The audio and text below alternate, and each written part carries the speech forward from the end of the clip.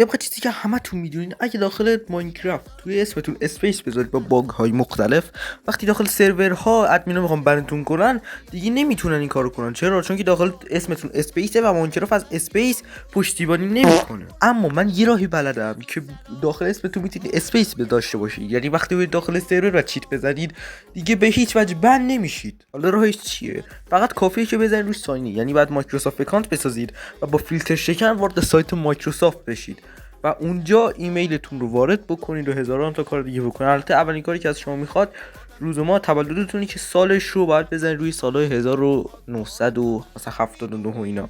بعدش بعد ایمیلتون رو بزنید و بعد از اینکه ایمیلتون رو زدید یه کد تایید به جیمیل شما ارسال میشه و بعد اون کد تایید رو بیاد داخل سایت مایکروسافت بزنید. بعدش بعد نام و نام خانوادگیتون رو بزنید که حالا فرق نمیکنه هر چیزی باشه، فقط اون تیک پایینش رو فعال کنید و بعدش بعد یه تستی که انسان هستید رو بزنید.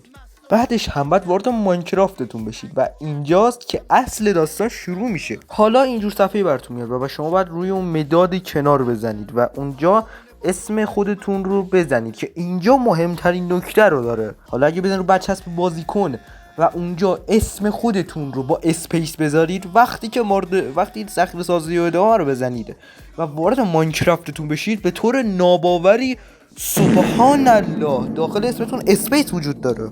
حالا اگر فرض بکنیم که داخل سرور هستید و دارید چیت میزنید و یه ادمین بخواد شما رو بند کنه، دیگه اینجور قابلیتی رو نداره و چون که داخل اسمتون اسپیس هست بهش ارور میده و دیگه شما از سرور به هیچ وجه بند نمیشید.